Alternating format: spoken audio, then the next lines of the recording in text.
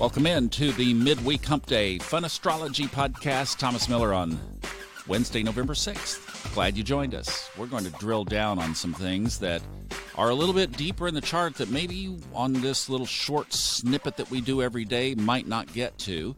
And I thought I would just take some of this quieter time to drill down on some things. So the first thing would be this electional update. Let's make sure that our times are square on that.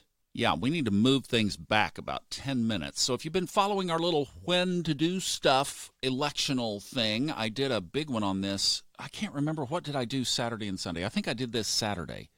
Did Mercury retrograde one day and this the other, whatever they are, just this past weekend.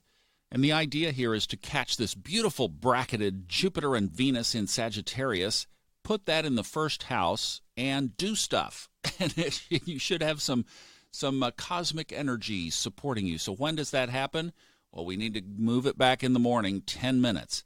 So now we're talking about 9:20 to 11:20 Eastern Time. Jupiter and Venus, the two benefic planets, are in Sagittarius, Jupiter's Mikasa. Put that in your rising sign and do stuff. See how it turns out. That's a nice window. So let me give you that again. 9:20 to 11:20 Eastern Time. Then clock out. Why? Because Mars moves up into the 10th house. And in this kind of astrology, this is a different deal. Mars is the daytime malefic. And when it moves up to the 10th house, that's your shining out there. Okay? So pause. Then the next little window that is kind of your get all your electronic and internet stuff done. 1:30 to 3 o'clock Eastern Time. That moves Mars out of that 10th house and Aquarius into the first house. Aquarius technology. So there you go. Now, look, I know life happens all day long. I release these podcasts at 4 in the morning so that they are hopefully in your podcast list when you wake up and want to hear a little something about the day.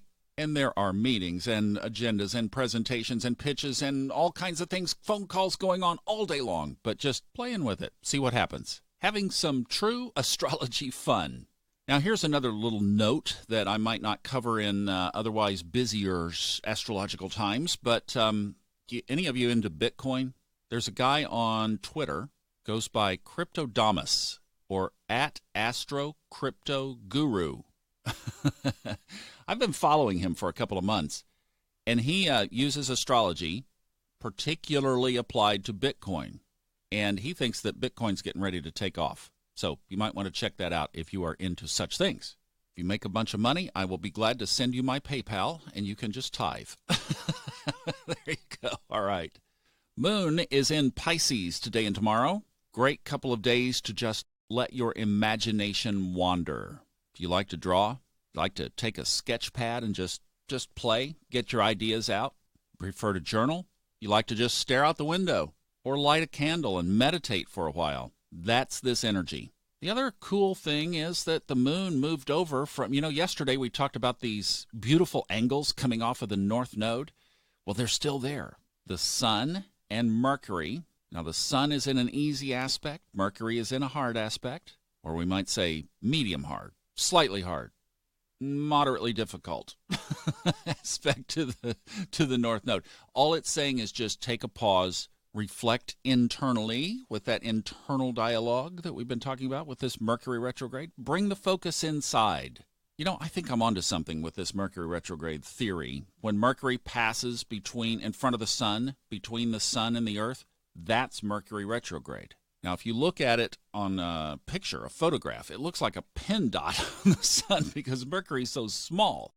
But it's like, I think the reason why stuff goes haywire is it's like little sunspots.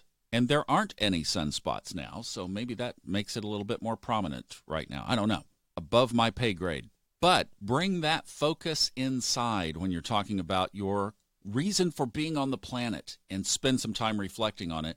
Now, the moon in Pisces is in a favorable aspect to the north node, so you can daydream about your soul's journey all you want to. And if that wasn't enough, Neptune is sitting right next door. Oh, just dishing out all the intuition you can handle. What a beautiful combination. The moon, Neptune, Pisces, all tied to the north node in an easy aspect. What a great Wednesday this is going to be.